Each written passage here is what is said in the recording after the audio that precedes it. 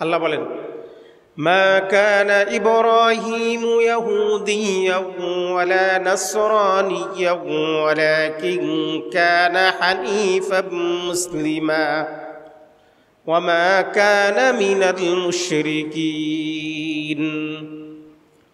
ইব্রাহিম আলাইহিস সালাম ইহুদিও ছিলেন না, নাসারা খ্রিস্টানও ছিলেন না, এবং মুশরিকও ছিলেন না। তিনি ছিলেন হানিফাম মুসলিমা, একনিষ্ঠভাবে মুসলমান, ইসলামের অনুসারী, দ্বীনের অনুসারী। মূলত একটা গুরুত্বপূর্ণ ইনফরমেশন, হযরত আদম আলাইহিস সালাম থেকে শুরু করে হযরত ঈসা আলাইহিস সালাম পর্যন্ত সকলেই তো ইসলামের নবী, নাকি? সবাই তো আল্লাহর পক্ষ থেকে এসেছেন, কিন্তু অন্য কোনো নবীর উম্মতকে মুসলমান বলা হইতো না। তাদের যে ইসলাম শব্দ, সেটা ছিল আত্মসমর্পণ অর্থে। আর হযরত ইব্রাহিম আলাইহিস সালাম এই জাতির নামকরণ করলেন মুসলিমিন। আল্লাহ বলেন, মিল্লাতা আবিকুম ইব্রাহিমা হুয়া সাম্মাকুমুল মুসলিমিন, যে আমাদের জাতির পিতা হচ্ছেন হযরত ইব্রাহিম আলাইহিস সালাম, আর তিনি আমাদের নাম দিয়েছেন আমরা মুসলমান জাতি। হুয়া সাম্মাকুমুল মুসলিমিন। এর আগে হযরত আদম আলাইহিস সালাম, হযরত মূসা আলাইহিস সালাম, অন্যান্য যত নবীরা চলে গেছেন, তাদের উম্মতদেরকে মুসলমান বলা হতো না, কিন্তু আক্ষরিক অর্থে তারাও মুসলমান ছিলেন। তারাও দ্বীনে হানিফের অনুসারী ছিলেন, তারাও কিতাবের অনুসারী ছিলেন, তারাও মুসলিম হিসেবে সাব্যস্ত আত্মসমর্পণকারী, কিন্তু জাতি হিসেবে তারা মুসলমান নামকরণ ছিল না। এই নামকরণটা করেছেন কে? জাতির পিতা ইব্রাহিম আলাইহিস সালাম। তো হযরত ইব্রাহিম আলাইহিস সালামের জামানায় মূর্তি পূজা ব্যাপক হারে চলছিল। কেমন ব্যাপক? যে হযরত ইব্রাহিম আলাইহিস সালামের পিতা আজর, সেও মূর্তি পূজা তো শুধু করতই তা না, মূর্তি তৈরি করে বাজারে বিক্রি করত। মূর্তি তৈরি করে বাজারে বিক্রি করত। আল্লাহ বলেন, ওয়াইয ক্বালা ইব্রাহিমু লিআবিহি আযর আতাত্তাখিযু আসনামান আলিহা ইন্নী আরাকা ওয়া কওমাকা ফি যালালিম মুবিন। তো ইব্রাহিম আলাইহিস সালামের পিতার নাম ছিল আজর। তিনি মূর্তি তৈরি করে মাথায় করে নিয়ে, টুকরিতে করে নিয়ে বাজারে নিয়ে বিক্রি করতেন। তো এইরকম মূর্তি পূজক সমাজে হযরত ইব্রাহিম আলাইহিস সালামকে আল্লাহ তাআলা তাওহীদের জ্ঞান দিলেন, দ্বীনে হানিফের জ্ঞান দিলেন, এবং আল্লাহ তাআলা তাকে হেদায়েত দিলেন, তাকে নবুয়ত দিলেন, তাকে খলিফা হিসাবে, খলিফাতুল্লাহ হিসাবে আল্লাহ তাআলা তাকে মনোনীত করলেন, নিজের বন্ধু বানায় নিলেন। এর কারণ হচ্ছে, وَإِذِ ابْتَلَى إِبْرَاهِيمَ رَبُّهُ بِكَلِمَاتٍ فَأَتَمَّهُنَّ قَالَ إِنِّي جَاعِلُكَ لِلنَّاسِ إِمَامًا। ইব্রাহিম আলাইহিস সালামকে আল্লাহ তাআলা অনেকগুলো পরীক্ষা করেছেন। এই শরিয়াত, এই দ্বীন, এই তাওহীদ, এই রিসালাত প্রতিষ্ঠা করার জন্য ইব্রাহিম আলাইহিস সালামকে অনেক কঠিন কঠিন পরীক্ষা দিতে হয়েছে। এবং এই পরীক্ষাগুলো হযরত ইব্রাহিম আলাইহিস সালাম যথাযথ মর্যাদায় পাশ করেছেন, উন্নীত হয়েছেন। এই জন্য আল্লাহ তাআলা তাকে সম্মানিত করেছেন। তো ইব্রাহিম আলাইহিস সালামকে আল্লাহ তাআলা বললেন, ইয ক্বালা লাহু রাব্বুহু আসলিম, হে ইব্রাহিম, তুমি আল্লাহ তাআলার কাছে আত্মসমর্পণ করো। আল্লাহ বলেন, ইয ক্বালা লাহু রাব্বুহু আসলিম, হে ইব্রাহিম, তুমি আত্মসমর্পণ করো। ইব্রাহিম আলাইহিস সালাম বললেন, আসলামতু লিরাব্বিল আলামিন, আমি পরিপূর্ণরূপে আত্মসমর্পণ করলাম আমার রবের উপরে। তাহলে মুসলমান জাতি হিসাবে, মিল্লাতে মুসলিমা হিসাবে আমাদের মূল কাজ হচ্ছে পরিপূর্ণরূপে আল্লাহর কাছে আত্মসমর্পণ করা। এরপর হযরত ইব্রাহিম আলাইহিস সালাম তার সন্তানদেরকে বললেন, ইয়া বানিয়া ইন্নাল্লাহা আসতাফা লাকুমুদ-দীনা ফালা তামুতুন্না ইল্লা ওয়া আনতুম মুসলিমুন। হে আমার সন্তান, হে আমার প্রিয় বৎস, ইন্নাল্লাহা আসতাফা লাকুমুদ-দীন, তোমাদের জন্য আল্লাহ তাআলা দ্বীনকে মনোনীত করেছেন। তোমাদের জন্য আল্লাহ তাআলা এই দ্বীনকে মনোনীত করে দিয়েছেন। ওয়ামান ইয়াবতাগি গায়রাল ইসলামি দীনান ফালান ইউকবালা মিন, যে ব্যক্তি ইসলাম ছাড়া অন্য কোনো ধর্ম গ্রহণ করবে, অন্য কোনো জীবন বিধান মেনে নিবে, অন্য কোনো জীবন ব্যবস্থা মেনে নিবে, আল্লাহ তাআলা সেটা কবুল করবেন না। আল্লাহ তাআলার কাছে শুধুমাত্র একমাত্র হচ্ছে ইন্নাদ-দীনা ইনদাল্লাহিল ইসলাম, যে দিন মাত্র একমাত্র আল্লাহ তাআলার কাছে গ্রহণযোগ্য হচ্ছে ইসলাম। ইব্রাহিম আলাইহিস সালাম তার সন্তানদেরকে বলেন, ইয়া বানিয়া, হে আমার সন্তান, ইন্নাল্লাহা আস্তাফা লাকুমুদ্দিন, আল্লাহ তাআলা তোমাদের জন্য এই দিনকে মনোনীত করেছেন। ফালা তামুতুন্না ইল্লা ওয়া আনতুম মুসলিমুন, সুতরাং ফালা তামুতুন্না, তোমরা মৃত্যুবরণ করবে না, ইল্লা ওয়া আনতুম মুসলিমুন, মুসলমান না হয়ে তোমরা মৃত্যুবরণ করবে না, মুসলমান না হয়ে মৃত্যুবরণ করবে না। অন্য আয়াতে আল্লাহ বলেন, ইয়া আইয়ুহাল্লাযীনা আমানু দুখুলু ফিস-সিলমি কাফা, যে তোমরা ইসলামে পরিপূর্ণরূপে দাখিল হয়ে যাও। উদখুলু ফিস-সিলমি কাফা, তোমরা পরিপূর্ণরূপে ইসলামকে গ্রহণ করে নাও, ইসলামে প্রবেশ করে নাও।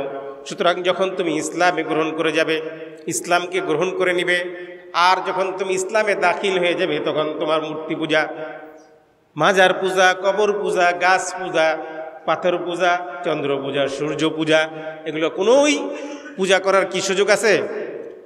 কোনো কিছু পূজা করার সুযোগ নেই। আল্লাহ বলেন, লা তাসজুদু লিশ-শামসি ওয়ালা লিল-কমারি, তোমরা সূর্যকে পূজা করো না, সূর্যকে সেজদা দিও না, চন্দ্রকে সেজদা দিও না। আপনি বলবেন, এই পৃথিবীতে এরকম বোকা আছে নাকি যে সূর্যকে সেজদা দেয়? আছে। একটা দেশ আছে না, আর্জেন্টিনা, আমাদের খুব মহব্বতের দেশ, তাই না?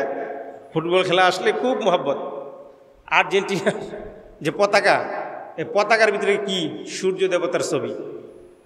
আর্জেন্টিনার পতাকা কি আছে দেখেন নাই? সূর্য দেবতা। তারা সূর্যের পূজারী ছিল, এদেরকে বলা হয় মাজুসি। তো প্রাচীন পারস্যের লোকেরাও এরকম অগ্নিপূজক ছিল, আগুনকে পূজা করত। আর আমাদের দেশে যারা হিন্দু আছে তারা আগুন পূজা করে, গাছ পূজা করে, মাছ পূজা করে, সাপের পূজা করে, পাথরের পূজা করে, যেটা পায় সেটারই পূজা করে।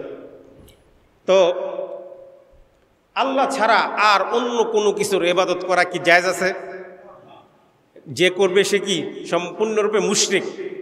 তো হযরত ইব্রাহিম আলাইহিস সালাম তার সন্তানদেরকে, তার জাতিকে, মানব জাতিকে জানিয়ে দিলেন যে ফালা তামুতুন্না ইল্লা ওয়া আনতুম মুসলিমুন, যে তোমরা মুসলমান না হয়ে মৃত্যুবরণ করবে না, তোমাদেরকে আত্মসমর্পণকারী হতে হবে, মুসলমান হতে হবে। তো হযরত ইব্রাহিম আলাইহিস সালাম যখন তার পিতা এবং তার জাতির লোকদেরকে জিজ্ঞেস করলেন, মা হাযিহিত তামাসিলুল্লাতী আনতুম লাহা আকিফুন, হে আমার পিতা, হে আমার জাতি, হে আমার কওম, মা হাযিহিত তামাসিল, এই যে মূর্তি, এই মূর্তিগুলো যে তোমরা পূজা করো এটা কি?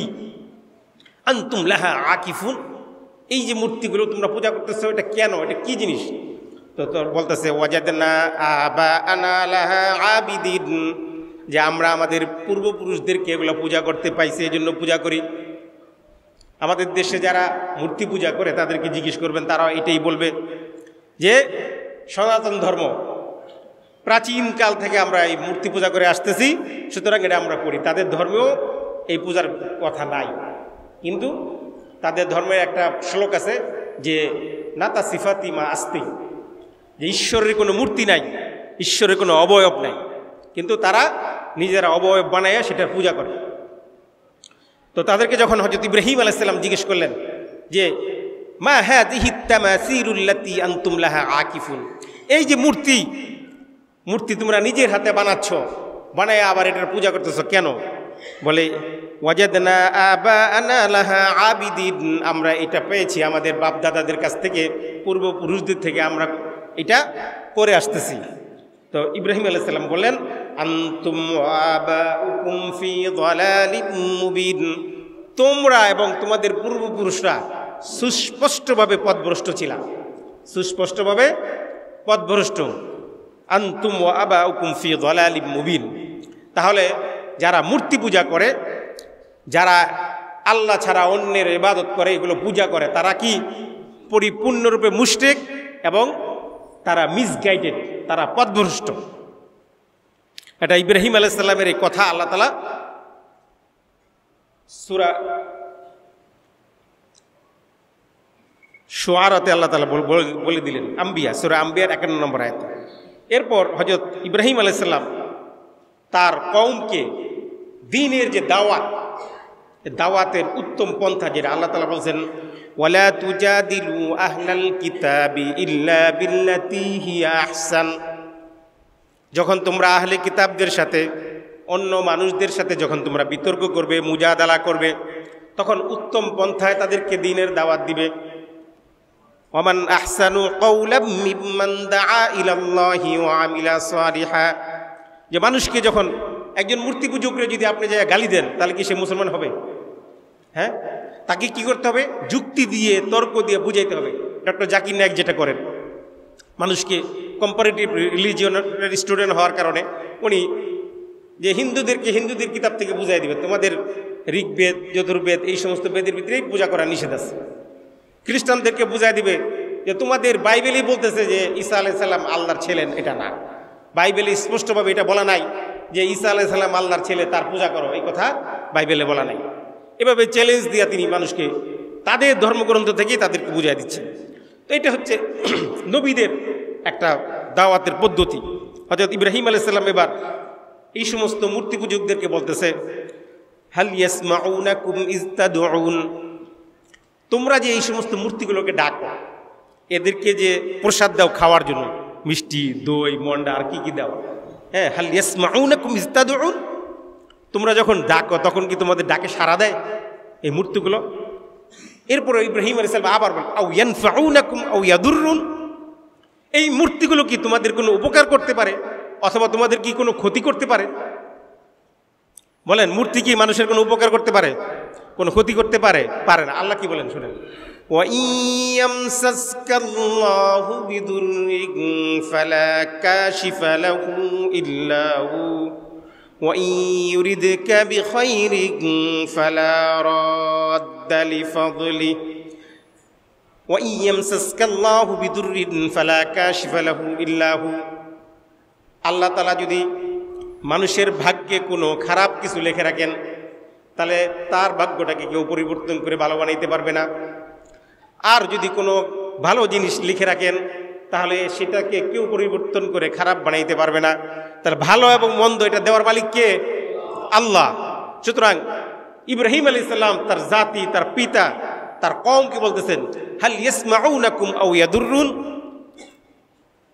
যে এই মূর্তি যে তোমরা পূজা করো, এটা কি তোমাদের কোনো কাজে আসে? তোমরা যখন ডাকো, তোমাদের ডাক কি শুনতে পায়? অথবা আও ইয়ানফাউনাকুম আও ইয়াদুররুন, তোমাদের কি কোনো নাফা করতে পারে, কোনো উপকার করতে পারে অথবা কোনো ক্ষতি করতে পারে? তো এই সমস্ত যুক্তি তর্ক যখন ইব্রাহিম আলাইহিস সালাম তার কওমকে দিলেন, তারা লাজবাব হয়ে গেল। তখন ইব্রাহিম আলাইহিস সালাম তাদেরকে বললেন যে যখন তোমাদের কোনো ক্ষতিও করতে পারে না, কোনো উপকারও করতে পারে না, খাইতেও পারে না, ডাকলে শুনতেও পারে না, তাহলে তোমরা, তার বাবাকে তিনি বলতেছেন, ইয়া আবাতি লিমা তা'বুদু মা লা ইয়াসমাউ ওয়া লা ইউবসিরু ওয়া লা ইগনি আনকা শাইআ। হে আমার পিতা, হে আমার কওম, লিমা তা'বুদু, তোমরা কেন এই মূর্তিগুলোর ইবাদত করো?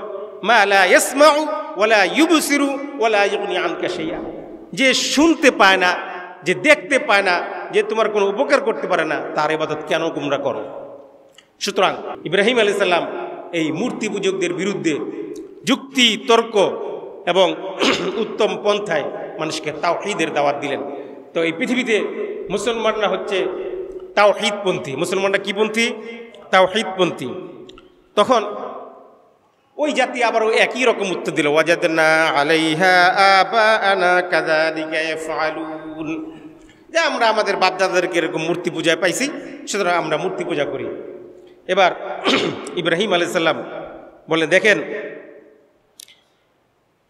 আপনারা যে মূর্তিগুলো পূজা করছেন, আল্লাহ ছাড়া অন্য যাদের পূজা, যাদের ইবাদত আপনি করতেছেন, ওয়ালা তাসুব্বুল্লাযীনা ইয়াদউনা মিন দুনিল্লাহি ফায়াসুব্বুল্লাহ, ফায়াসুব্বুল্লাহ আদওয়াম বিগাইরি ইলম। আমরা আপনাদের মূর্তি পূজকদেরকে গালি দিব না। আপনারা মূর্তি পূজা করতেছেন, আল্লাহ ছাড়া অন্যের ইবাদত করতেছেন, আমরা আপনাদেরকে গালি দিব না, আপনাদেরকে আমরা মন্দ বলবো না, কিন্তু আমরা যুক্তি তর্কের মাধ্যমে আপনার রবের স্বীকৃতি দেওয়ার জন্য ডাক দিব। আমরা আপনাদেরকে ইসলামের পথে আহ্বান করব, আপনাকে কৃতজ্ঞ বান্দা হওয়ার জন্য, আল্লাহর ইবাদত করার জন্য আহ্বান জানাবো। তো হযরত ইব্রাহিম আলাইহিস সালাম বলেন, ফাইন্নাহুম আদুউল লি ইল্লা রাব্বাল আলামিন, যে আপনারা আল্লাহ ছাড়া আর যাদের ইবাদত করেন এরা হচ্ছে আমার শত্রু। ফাইন্নাহুম আদুউল লি, এরা হচ্ছে আমার শত্রু, আমার রবের শত্রু, আমার আল্লাহর শত্রু। আর আমাদের রব হচ্ছেন ইল্লা রাব্বুল আলামিন, আমাদের রব তিনি হচ্ছেন আমাদের আল্লাহ, তিনি আমাদের খোদা। তিনি কি? আল্লাযী খলাকানি ফাহুয়া ইয়াহদিন, তিনি আমাকে সৃষ্টি করেছেন এবং আমাদেরকে হেদায়েতের পথ দেখিয়েছেন। ওয়াল্লাযী হুয়া ইউতঈমুনি ওয়া ইয়াসকিন, তিনি আমাকে খাওয়ান, তিনি আমাদেরকে পান করান। আমাদেরকে খাওয়ান কে? আমাদেরকে পান করান কে? আল্লাহ, আমাদের রব। তো এই সমস্ত মূর্তি পূজকরা তাদের মূর্তিগুলোকে যে রব মনে করত, এইটাই তার দলিল। ইব্রাহিম আলাইহিস সালাম তাদেরকে বলে দিলেন যে তোমরা মনে করো যে লক্ষ্মী নামে একটা মূর্তিকে তোমরা পূজা করো, মনে করো সে তোমার ব্যবসায় বরকত দিবে। সরস্বতী নামে একজনের পূজা করো, মনে করো তোমাদের জ্ঞান বুদ্ধি বাড়ায় দিবে। হ্যাঁ, এইভাবে যে তোমরা এক একটা মূর্তির পূজা করো, আরবের লোকেরা এরকম পূজা করতো। আরবের লোকেরা মনে করতো হবল একটা মূর্তির নাম, এই হবলের পূজা করত। কেন? যে ব্যবসা বাণিজ্যে উন্নতি করবে। তো আরবের লোকদেরকে জিজ্ঞেস করা হলো যে তোমরা এই সমস্ত মূর্তি কেন পূজা করো? বলে মা না'বুদুহুম ইল্লা লিয়ুকাররিবুনা ইলাল্লাহি যুলফা, আমরা এই সমস্ত মূর্তিগুলো এই জন্য পূজা করি যে এই মূর্তিগুলো আমাদের আল্লাহর কাছে নিয়ে যাবে। বলেন নাউজুবিল্লাহ। তাহলে যারা হিন্দুরা বা বৌদ্ধ যারা মূর্তি পূজা করে, তারা কিন্তু কিছুটা এই ধরনের মন মানসিকতা পোষণ করে যে আমরা আসলে মূর্তির পূজা করি না, মূর্তির আকৃতিতে খোদার পূজা করি, এরকম একটা কথা তারা বলে কি না? তো সুতরাং এই কথাটা আরবের লোকেরাও বলতো যে মা না'বুদুহুম ইল্লা লিয়ুকাররিবুনা ইলাল্লাহি যুলফা, আমরা এই মূর্তিগুলো এই জন্য পূজা করি যারা আমাদেরকে আল্লাহর কাছাকাছি নিয়ে যাবে। আল্লাহর কাছাকাছি যাওয়ার জন্য মূর্তি পূজা করা লাগে না, আল্লাহর কাছাকাছি যাওয়ার জন্য ইন কুনতুম তুহিব্বুনাল্লাহা ফাত্তাবিউনি ইউহিব্বুকুমুল্লাহ, যে যখন আল্লাহকে ভালোবাসবেন আর রাসূলের আনুগত্য করবেন তখনই আল্লাহর কাছাকাছি আপনি পৌঁছে যাবেন। মুসলমানরা সবচেয়ে বেশি ভালোবাসবে আল্লাহ তাআলাকে। ওয়াল্লাযীনা আমানু আশাদ্দু হুব্বান লিল্লাহ, সবচেয়ে বেশি ভালোবাসবে আল্লাহকে, মূর্তিকে নয়, কোনো কাফের মুশরিক বেঈমানকে নয়। সবচেয়ে বেশি ভালোবাসবে কাকে? আল্লাহকে, এরপর আল্লাহ রসুলকে ভালোবাসবে। তো হযরত ইব্রাহিম আলাইহিস সালাম তাদেরকে বললেন যে তোমরা এই সমস্ত মূর্তিগুলোকে রব মনে করো, তোমাদেরকে খাওয়ায়, তোমাদেরকে পান করায়, তোমাদেরকে জীবন দেয়, তোমাদেরকে মৃত্যু দেয় না, এগুলো আমাদের রব আমাদেরকে দেয়। আল্লাযী হুয়া ইউতঈমুনি ওয়া ইয়াসকিন, আর ওয়া ইযা মারিদতু ফাহুয়া ইয়াশফিন। এই আলোচনা করলেই একদিন লাগবে আলোচনা শেষ করতে। দেখবেন যারা মূর্তি পূজা করে তারা কিন্তু অসুস্থ হইলে ওই সমস্ত মূর্তিদের কাছে গিয়ে তারা শেফা চায় না? আমাদের দেশে যারা মানে মাজারপন্থী আছে, মাজারে যাওয়া, মাজার জিয়ারত করা কোনো গুনার কাজ না। মাজার জিয়ারত করা সওয়াবের কাজ, কবর জিয়ারত করা সওয়াবের কাজ। কিন্তু তার মানে এটা না আপনি মাজারে গিয়ে পূজা করবেন, মাজারে গিয়ে সেজদা দিবেন, মাজারের যে আল্লাহর ওলি শুয়ে আছে তার কাছে আপনি কিছু চাইবেন, এটা শিরিক। কিন্তু কবর জিয়ারত করা শিরিক না, কবর জিয়ারত করা গুনাহ, এটা সওয়াবের কাজ। আল্লাহ রাসূল সাল্লাল্লাহু আলাইহি ওয়াসাল্লাম বলেছেন আমরা মাঝে মাঝে কবর জিয়ারত করবে। শবে বরাতের রাতে আল্লাহ রাসূল নিজে কবর জিয়ারত করছেন। উহুদের যুদ্ধের 1 বছর পরে আল্লাহ রাসূল যারা উহুদ যুদ্ধে যারা শহীদ হয়েছেন তাদের কবর জিয়ারত করেছেন। কবর জিয়ারত করা সুন্নাত, এটা অনেক উপকারী। কিন্তু কবরে গিয়ে আপনি সেজদা দিবেন, এটা তো শিরিক, সে মুশরিক হয়ে যাবে। তো যারা আল্লাহ ছাড়া অন্যের ইবাদত করে তারা তাদের বিভিন্ন হাজত, বিভিন্ন প্রয়োজন, যেমন আমাদের দেশে কারো সন্তান না হলে শাহজালালের মাজারে গিয়া সন্তান চায়, শোনেন নাই আপনার কোনোদিন? তো যারা মূর্তি পূজা করে তারা মূর্তির কাছে গিয়ে সন্তান চায়, যারা অসুস্থ হলে পরে তাদের কাছে গিয়ে সুস্থতা কামনা করে। হযরত ইব্রাহিম আলাইহিস সালাম বলেন ওয়া ইযা মারিদতু ফাহুয়া ইয়াশফিন, যখন আমি অসুস্থ হই তখন আমার রব আমাকে সুস্থতা দান করে। ওয়াল্লাযী হুয়া ইউতঈমুনি ওয়া ইয়াসকিন, আর তিনি আমাদেরকে খাওয়ান, তিনি আমাদেরকে পান করান। হ্যাঁ, আর যারা মূর্তি পূজক তারা মনে করে যে লক্ষ্মী নামক একটা দেবতা আছে, তার নাম নিয়ে যদি আমি ব্যবসা শুরু করি যে কাস্টমার আমার লক্ষ্মী। কাস্টমার কি শোনেন না এই শব্দ কোনো দিন? তো কথা বলেন না কেন? দোকানদার কি বলে যে কাস্টমার লক্ষ্মী, বলে না? তো লক্ষ্মী কি? লক্ষ্মী তো একটা মূর্তির নাম।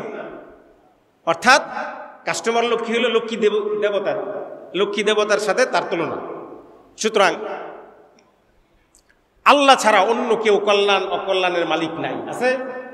নাই। সুতরাং এটা মনে রাখতে হবে যে হযরত ইব্রাহিম আলাইহিস সালাম তাদেরকে বুঝিয়ে দিলেন যে তোমরা যেগুলো চাও, ওয়াল্লাযী আতমাউ আন ইয়াগফিরা লি খাতিআতি ইয়াউমাদ্দিন। খ্রিস্টানদের একটা সিস্টেম হলো তারা যত গুনাহ করুক পাদ্রীর কাছে গিয়ে যদি বলে যে আমি মনে করেন যে 100 জন লোককে খুন করছে, হ্যাঁ, 1 লাখ কোটি টাকা পাচার করছে, শত শত মানুষরে মনে করেন যে গুম করেছে, হ্যাঁ, আয়না ঘরে রাখছে, জুলুম অত্যাচার নির্যাতন সব করছে, করার পরে যে যদি পাদ্রীর কাছে বলে যে আমি ক্ষমা চাচ্ছি, আপনি ক্ষমা করে দেন, তো পাদ্রী বলবে তুমি যেহেতু অনেক টাকা পয়সা কামাইছো, তুমি 1 কোটি টাকা দাও, তাহলে তুমি ক্ষমা পেয়ে যাবা। তো তখন তাদের পাদ্রীকে যদি মোটা অঙ্কের টাকা দেয়, তো পাদ্রী তাকে ঘোষণা করে দেয় যে তুমি নিষ্পাপ, বলে নাউজুবিল্লাহ মিন যালিক। তো সে যে 100 জন খুন করছে সেই খুনের বিচার কে করবে? সে যে কোটি কোটি টাকা পাচার করছে, অবৈধভাবে দখল করছে, অন্যের সম্পদ দখল করছে, এই বিচার কে করবে? সুতরাং ওই মূর্তির কাছে গিয়ে আর পাদ্রীর কাছে গিয়ে যদি তারা ক্ষমা চায় আর তারা মনে করে ক্ষমা পেয়ে যাবে, এটা হযরত ইব্রাহিম আলাইহিস সালাম তাদেরকে বলল ওয়াল্লাযী আতমাউ আন ইয়াগফিরা লি খাতিআতি ইয়াউমাদ্দিন, যে আমি আশা করি আমার যত ভুল ত্রুটি আছে সব ভুল ত্রুটি কিয়ামতের দিন আল্লাহ তাআলা আমাকে ক্ষমা করে দিবেন। এটা হযরত ইব্রাহিম আলাইহিস সালাম তার জাতিকে শিখাইলেন। এরপর দেখেন, মূলত এই সমস্ত মূর্তি পূজা এগুলো হচ্ছে শয়তানের কাজ। কার কাজ? গত জুমায় আমি বলেছিলাম যে শয়তান এগুলো মানুষের ভিতরে ঢুকাইছে। ওয়াদ্দুন, ইয়াগুস, ইয়াউক, নাস, এগুলো নাসরুন, এই সমস্ত মূর্তিগুলো তারা মানুষের ভিতরে ধর্মের নামে, ইসলামের নামে, ইবাদতের নামে মানুষের ভিতরে ঢুকাইছে। এবং আরও কিছু ছিল যে সূরা নাজিমের ভিতরে আল্লাহ তাআলা বলতেছেন যে ইন হিয়া ইল্লা আসমাআন সাম্মাইতুমুহা আনতুম ওয়া আবাউকুম মা আনজালাল্লাহু বিহা মিন সুলতান, যে তারা যে সমস্ত মূর্তিগুলো পূজা করতো আল্লাহ বলতেছেন এগুলো তোমরা নিজেরা বানাইছো, আল্লাহ তাআলা এগুলো নাজিল করে নাই। আল্লাহ তাআলা কখনো মূর্তি নাজিল করছে নাকি যে তোমরা মূর্তি পূজা করো, এরকম নাজিল করছে আপনার কি মনে হয়? সুতরাং এগুলো আল্লাহ তাআলা নাজিল করে নাই, তোমরা এগুলো নিজেরা বানাইছো, বানাইয়া এখন তোমরা নিজেরাই দাবি করতেছো যে আমরা এগুলোর পূজা করি। আরবের লোকেরা একটা বিশ্বাস করত যে ফেরেশতারা হচ্ছে আল্লাহর কন্যা, ফেরেশতারা কি আল্লাহর কন্যা, এটা তারা বিশ্বাস করত। এই জন্য বলতেছে আলাকুমুয যাকারু ওয়া লাহুল উনসা তিলকা ইযান কিসমাতুন যীজা, যে আলাকুমুয যাকারু ওয়া লাহুল উনসা, যে ছেলেগুলো সব তোমরা নিয়ে নিলা আর মেয়েগুলো সব আমারে দিলা, মানে ফেরেশতাগুলো সব মেয়ে, এগুলো সব আল্লাহ। তা আল্লাহ বলতেছে আলাকুমুয যাকারু ওয়া লাহুল উনসা, যে ছেলেগুলো সব তোমাদের ভাগে নিলা আর মেয়েগুলো আমার ভাগে দিলা, এটা কি ধরনের বন্টন করলা তোমরা? সুতরাং এগুলো বর্জন করো, এগুলো বর্জন করো, এইসব মূর্তি পূজা তোমরা বর্জন করো। তো হযরত ইব্রাহিম আলাইহিস সালাম তার পিতাকে, তার জাতিকে বললেন ইয়া আবাতি লা তা'বুদিশ শাইতান ইন্নাশ শাইতানা লিল ইনসানি আদুউম মুবিন। ইয়া আবাতি লা তা'বুদিশ শাইতান, হে আমার পিতা আপনারা শয়তানের ইবাদত করেন না। সূরা ইয়াসিনের ভিতরে আল্লাহ বলেন আলাম আ'হাদ ইলাইকুম ইয়া বানি আদম আল্লা তা'বুদুশ শাইতান ইন্নাহু লাকুম আদুউম মুবিন, যে আল্লাহ তা'বুদুশ শাইতান, তোমরা শয়তানের ইবাদত করো না। আর ইব্রাহিম আলাইহিস সালাম তার পিতাকে বলেন ইয়া আবাতি লা তা'বুদুশ শাইতান, শয়তানের ইবাদত করেন না। এই মূর্তি পূজা এগুলো হচ্ছে শয়তানের পূজা, শয়তানের ইবাদত, এগুলো আপনি করবেন না। তো যখন মানুষকে আল্লাহ তাআলা নবী রসুল পাঠান, নবী রসুলদের একটা কাজ হচ্ছে, আল্লাহ রসুল সাল্লাল্লাহু আলাইহি ওয়াসাল্লামকে আল্লাহ তাআলা পাঠিয়েছেন যে যতগুলো উদ্দেশ্য এর ভিতরে একটা উদ্দেশ্য হচ্ছে ইন্না আরসালনাকা শাহিদাও ওয়া মুবাশশিরাও ওয়া নাযীরা ওয়া দাঈয়ান ইলাল্লাহি বিইযনিহি ওয়া সিরাজাম মুনীরা। ইন্না আরসালনাকা শাহিদাও ওয়া মুবাশশিরাও ওয়া নাযীরা। নবী রাসূল প্রেরণের একটা উদ্দেশ্য হচ্ছে সুসংবাদ দেওয়া এবং পরকালের ভয় ভীতি প্রদর্শন করা। এটা হচ্ছে নবীদের কাজ। এজন্য আল্লাহ রসুলকে আল্লাহ তাআলা বলতেছেন, ইয়া আইয়ুহান নবী, হে নবী, ইন্না আরসালনাকা শাহিদান ওয়া মুবাশশিরাও ওয়া নাযীরা। আপনাকে আমরা সাক্ষী স্বরূপ পাঠাইছি, সুসংবাদদাতা হিসেবে প্রেরণ করেছি এবং ভীতি প্রদর্শনকারী হিসেবে প্রেরণ করেছি। আপনি মানুষকে যেরকম জান্নাতের সুসংবাদ দিবেন, তেমন জাহান্নামের ভয়ও আপনি তাদেরকে দেখাবেন। তো হযরত ইব্রাহিম আলাইহিস সালাম তার পিতাকে বললেন, ইয়া আবাতি ইন্নী আখাফু আন ইয়ামাসসাকা আযাবুম মিনার রাহমান ফাতাকুনা লিশ-শাইতানি ওয়ালিয়া। ইয়া আবাতি, হে আমার পিতা, ইন্নী আখাফু, আমি ভয় করতেছি, আন ইয়ামাসসাকা আযাবুম মিনার রাহমান, যে আপনাকে স্পর্শ করবে আল্লাহর আযাব, রহমানের আযাব আপনাকে ভোগ করতে হবে, রহমানের আযাব আপনাকে স্পর্শ করবে। আপনি জানেন না রহমানের আযাব, রহমান তো দয়ালু, কিন্তু যখন তিনি কাহ্হার নাম ধারণ করবেন, লিমানিল মুলকুল ইয়াউম লিল্লাহিল ওয়াহিদিল কাহ্হার, তখন তো তার শাস্তি থেকে কেউ বাঁচতে পারবে না। অন্য আয়াতে আল্লাহ বলে, ইন্না বাতশা রব্বিকা লাশাদীদ, তোমার রব যখন ধরবে তখন কঠিন ধারা ধরবে, ছাড় দিবেন কিন্তু ছেড়ে দিবেন না। সুতরাং হে আমার পিতা, ইন্নী আখাফু আন ইয়ামাসসাকা আযাবুম মিনার রাহমান, আমি ভয় পাচ্ছি, হে আমার পিতা, আমি ভয় পাচ্ছি, আখাফু আন ইয়ামাসসাক, যে আপনাকে আল্লাহর আযাব স্পর্শ করবে, আল্লাহর আযাব আপনাকে ভোগ করতে হবে। সুতরাং মূর্তি পূজা ছাড়ুন, মূর্তি পূজা, গাছ পূজা, মাছ পূজা, এই সমস্ত পীর পূজা, কবর পূজা, মাজার পূজা, এগুলো ছাড়ুন। এটা ইব্রাহিম আলাইহিস সালাম তার আপন পিতাকে বলছেন এবং তার নিজ কওমকে, নিজ জাতিকে বলছেন। আর আল্লাহ তাআলা এটা কোরআনে কেন শোনাই দিয়েছেন? খালি মসজিদে আসে ওয়াজ শুনে যাওয়ার জন্য না, এগুলো মাথায় ঢুকাইতে হবে এবং এই সমস্ত মূর্তি পূজা থেকে নিজেদেরকে হেফাজত করতে হবে। তো ফাতাকুনা লিশ-শাইতানি ওয়ালিয়া, যদি আপনি এই সমস্ত মূর্তি পূজা আপনি বন্ধ না করেন, তাহলে আপনি শয়তানের বন্ধু হয়ে যাবেন। আর শয়তানের বন্ধু তো বন্ধুর সাথেই থাকে। সুতরাং শয়তান জাহান্নামে যাবে, আপনিও জাহান্নামে যাবেন।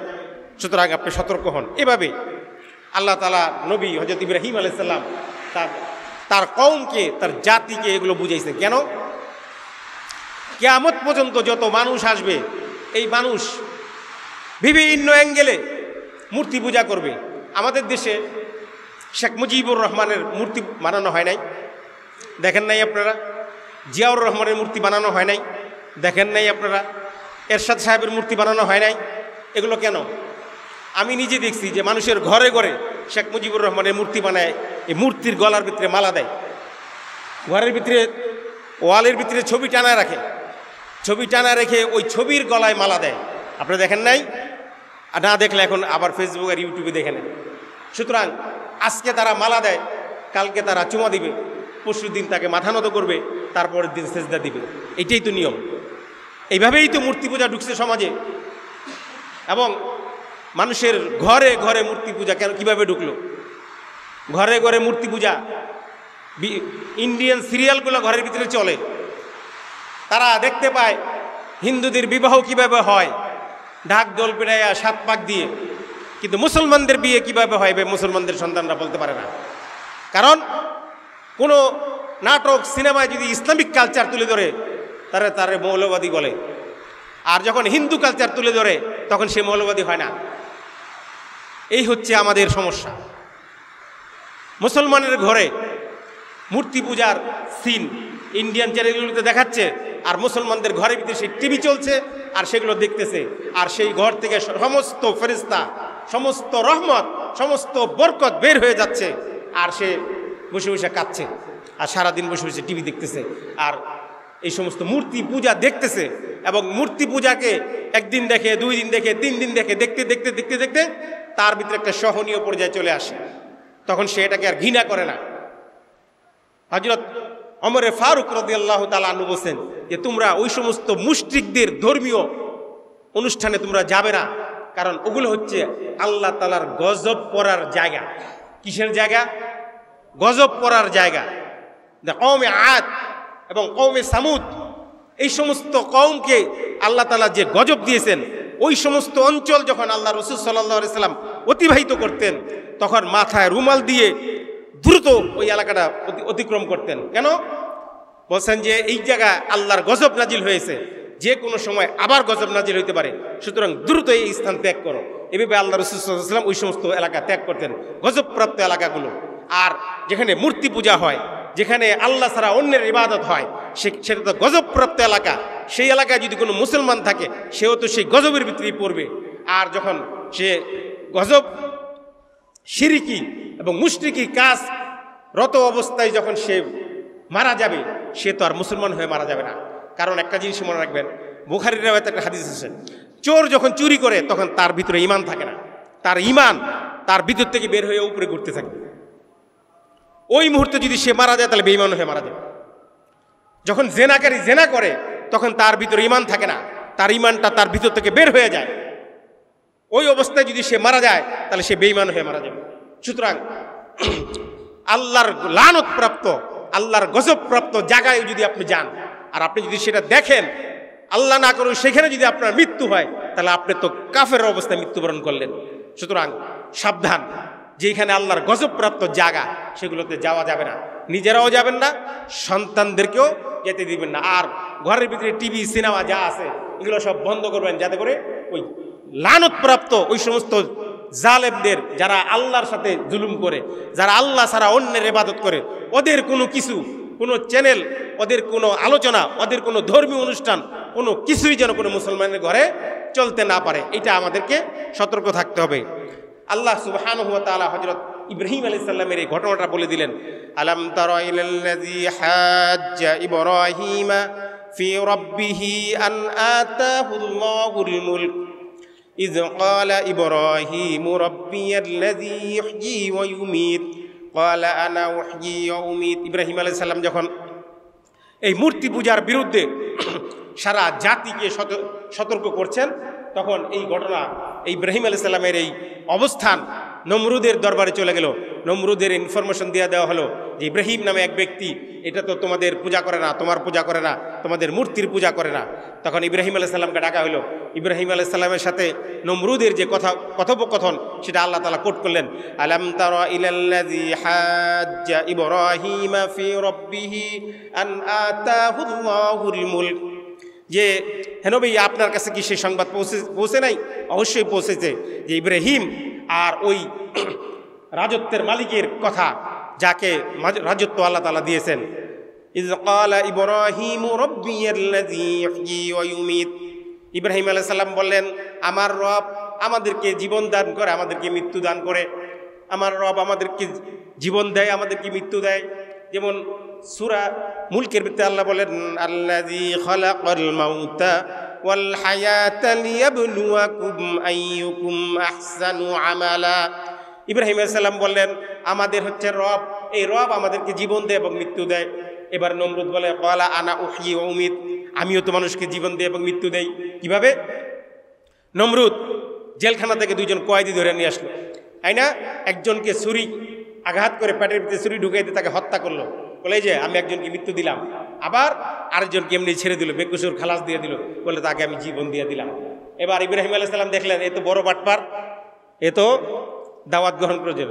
তখন ইব্রাহিম আলাইহিস সালাম বলেন, ফাইন্নাল্লাহা ইয়াতি বিশ-শামসি মিনাল মাশরিকি ফাআতি বিহা মিনাল মাগরিব।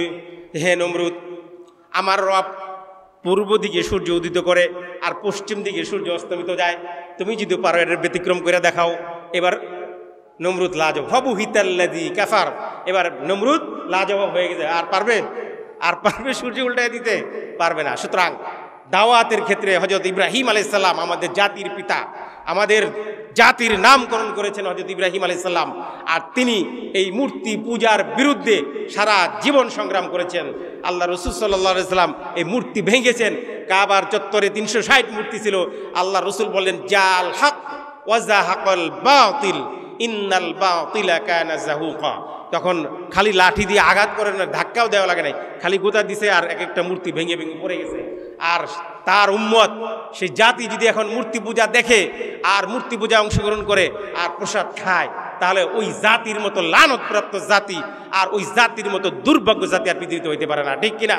সুতরাং আল্লাহ সুবহানাহু ওয়া তাআলা আমাদেরকে যাবতীয় শিরকি, কুফরি, বেদাতি কাজ থেকে হেফাজত করেন, বলেন আমিন। ওয়া আখিরু দাওয়ানা আলহামদুলিল্লাহি রাব্বিল আলামিন। আসসালামু আলাইকুম ওয়া রাহমাতুল্লাহি ওয়া বারাকাতুহু।